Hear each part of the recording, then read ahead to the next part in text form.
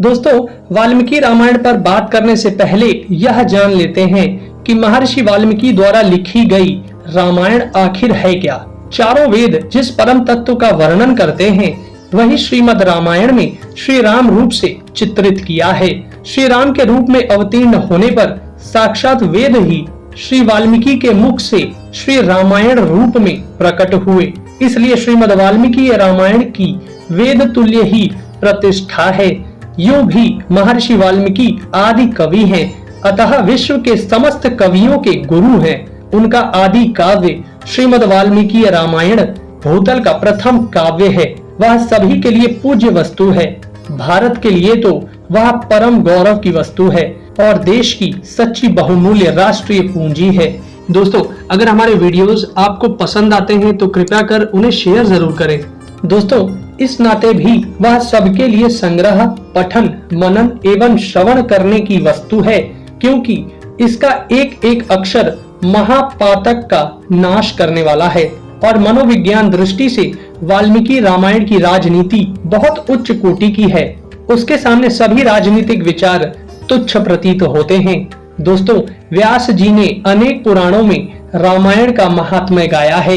कहीं छिटपुट महात्म्य अलग भी हैं, और वह इसलिए क्योंकि विष्णु पुराण में वर्णित है कि एक कल्प में 14 मनवंतर होते हैं और एक मनवंतर या एक मनु काल में 71 चतुर्युग होते हैं, और एक चतुर्युग में सत्य, त्रेता, द्वापर और कली ये 4 युग होते हैं। यानी एक मनवंतर में श्री राम 71 बार इस पृथ्वी पर जन्म लेते हैं। तो इसी कारण कई तथ्य, स्थान, प्रसंग आदि बदल जाते हैं, जिन्हें हम पुराणों में या अन्य कई रामायणों में पढ़ते हैं, परंतु सभी सत्य और घटित हुए हैं। दोस्तों, यह भी प्रसिद्ध है कि व्यास जी ने युधिष्ठिर के अनुरोध से एक व्याख्या वाल्मीकि रामायण पर लिखी थी और उसकी एक हस्तलिखित प्रति अभी भी उपलब्ध है। इसका नाम रामायण तात्पर्य दीपिका है। सच्ची बात तो यह है कि तपस्वी वाल्मीकि जी श्री राम के ही जापक थे। उनके मरा मरा जपने की कथा को भी बहुतों ने निर्मूल यानी फेक माना है, किंतु यह कथा अध्यात्म रामायण, अयोध्या कांड, आनंद रामायण राज्य कांड 14 तथा स्कंद पुराण में कई बार आती है। इस बारे में तुलसीदास आदि ने भी लिखा है। इसी राम नाम से उन्हें तथा अन्यों को सारी सिद्धियां मिली थीं। अतः इसमें श्रीमन्नारायण को ही काव्य रूप में गाया है।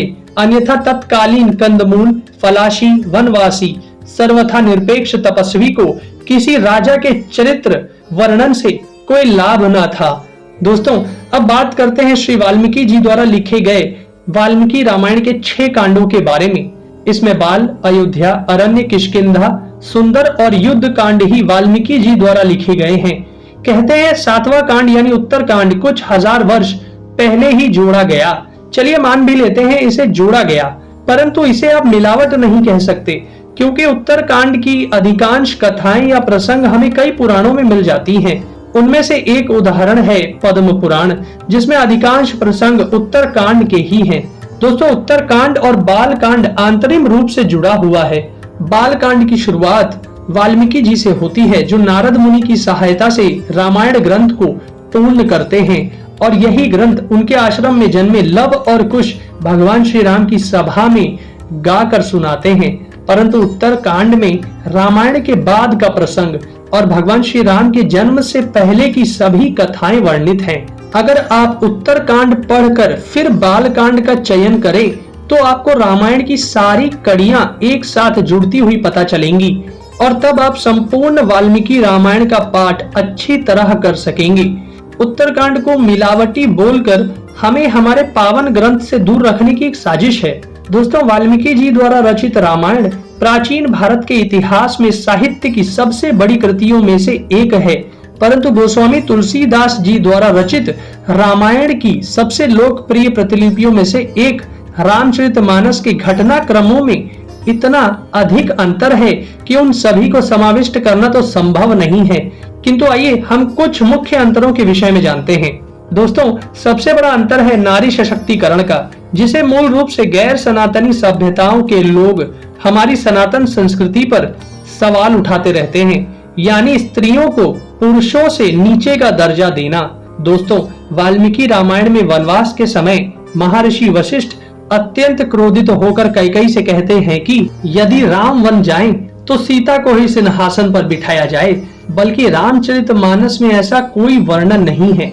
दूसरा, लक्ष्मण रेखा का प्रसंग जो कि कितना प्रसिद्ध है यह हम सभी जानते हैं, जिसका आज के समय अर्थ निकाला जाता है कि सभी औरतों को एक सीमित रेखा या दायरे में रहना पड़ता है, लेकिन इसका वर्णन केवल रामचरितमानस में है। वाल्मीकि रामायण में ऐसा कोई वर्णन नहीं है। वाल्मीकि रामायण में स्त्री सशक्तिकरण के ये दो जीवंत उदाहरण हैं। दोस्तों, रामचरितमानस में तुलसीदास जी ने सीता जी का श्री राम को देखकर आकर्षित होना इस प्रकार उस तथ्य को केंद्रित किया है। उन्होंने लिखा है, आते समय वाटिका में श्री राम और देवी सीता ने एक दूसरे को देख लिया था। फिर देवी सीता ने माता पार्वती की प्रार्थना की कि श्री राम ही उन्हें पति के रूप में प्राप्त हों। दोस्तों, वाल्मीकि रामायण में ऐसा वर्णन नहीं है क्योंकि वह घटनाओं के आधार पर लिखी गई है। रामायण के अनुसार श्री राम ने सीता जी को विवाह के समय ही देखा था।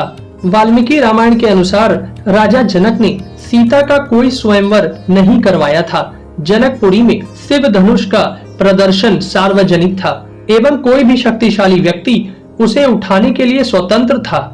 जब महर्षि विश्वामित्र के साथ श्री राम और लक्ष्मण जनकपुर आए तो राजा जनक ने उन्हें शिव धनुष दिखाया और श्री राम ने विश्वामित्र की आज्ञा से वो धनुष उठा लिया और प्रत्यंचा चढ़ाते ही उसे तोड़ दिया। तब राजा जनक ने देवी सीता का विवाह श्री राम से कर दिया था। वहीं रामचरितमानस में राजा जनक ने सीता स्वयंवर का आयोजन किया और जब सभी राजा धनुष को उठाने में विफल रहे तब श्री राम ने उस धनुष को सहज ही उठाकर तोड़ दिया था। तब उनका विवाह संपन्न हुआ था। रामचरितमानस में शिव, पार्वती जी और अन्य देवताओं का रूप बदलकर श्री राम और सीता के विवाह में आने का वर्णन मिलता है, जबकि वाल्मीकि रामायण में ऐसा कोई वर्णन नहीं है। वाल्मीकि रामायण में भगवान शंकर के पिनाक धनुष का वर्णन है जिसे श्री राम ने तोड़ा, किंतु रामचरितमानस में उसे केवल शिव धनुष कहा गया है।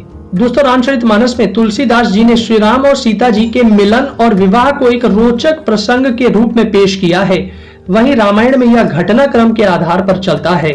जैसा कि हमने कहा, तुलसीदास जी ने इसे श्री राम के एक जीवन प्रसंग के रूप में पेश किया है और वहीं वाल्मीकि रामायण घटनाक्रम से चलती है।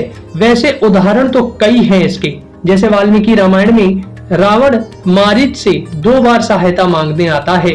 पहली बार मारीच उन्हें श्री राम की महिमा समझाकर वापस भेज देता है। फिर शूर्पणखा के कहने पर वह पुनः मारीच के पास आकर उसे विवश करता है। रामचरितमानस में मारीच एक ही बार में मान जाता है ताकि उसे श्री राम के हाथों मुक्ति मिल सके। दोस्तों, रामचरितमानस में लक्ष्मण जी को अत्यंत क्रोधी एवं उत्तेजी दर्शाया गया है। ये बात बात पर क्रोधित हो जाते हैं, स्वयंवर में जनक और परशुराम जी से उलझ जाते हैं इत्यादि। वहीं वाल्मीकि रामायण में उन्हें धीर, गंभीर और विवेकी बताया गया है। मूल रामायण में लक्ष्मण केवल 3 समय पर क्रोधित हुए हैं। पहला, जब उन्हें श्री राम के वनवास का समाचार मिलता है। दूसरा, जब चित्रकूट में भरत श्री राम से मिलने आते हैं। और तीसरा, जब वे सुग्रीव को उसकी प्रतिज्ञा याद दिलाने किष्किंधा पहुंचते हैं। इन दोनों ग्रंथों के बीच सबसे महत्वपूर्ण बिंदु यह है कि वाल्मीकि रामायण कर्तव्यों पर केंद्रित की गई है और कर्तव्य का आधार है स्वाभाविकता। वहीं रामचरितमानस भावनाओं पर केंद्रित है। भावनात्मक तरीके से हर प्रसंग को दिखलाने का प्रयास किया गया है। जैसे वाल्मीकि रामायण में विभीषण अपना कर्तव्य निभाते हुए अपने बड़े भाई रावण को बहुत समझाने का प्रयास करते हैं, परंतु रावण अहंकारवश सभा में विभीषण को नकारते हुए उसका अपमान करते हैं। सभा में अपना अपमान होने के बाद विभीषण स्वयं लंका का त्याग कर देते हैं, जबकि रामचरितमानस के अनुसार रावण विभीषण को लात मारकर लंका से निष्कासित कर देता है। दूसरा उदाहरण यह है, वाल्मीकि रामायण में कुंभकर्ण के 2 बार जागने का वर्णन है। युद्ध से पहले भी उसके जागने का समय हुआ था, तब उसने अपने कर्तव्य और विवेक आगे रखते हुए रावण को भरी सभा में सीता हरण पर खरी खोटी सुनाई थी। और दूसरी बार वो जग कर युद्ध में जाता है जहां उसका वध होता है, परंतु रामचरितमानस में कुंभकर्ण केवल एक ही बार जगा है। उसी प्रकार लक्ष्मण जी का भी उदाहरण जो कि हमने ऊपर देखा, रामचरितमानस में भावनात्मक रूप से उन्हें क्रोधी स्वभाव का दर्शाया है, वहीं वाल्मीकि रामायण में अपने कर्तव्य का निर्वाह करते हुए उन्हें क्रोध आता है, जो कि स्वाभाविक है, भावनात्मक नहीं। तो ये थे कुछ मुख्य अंतर।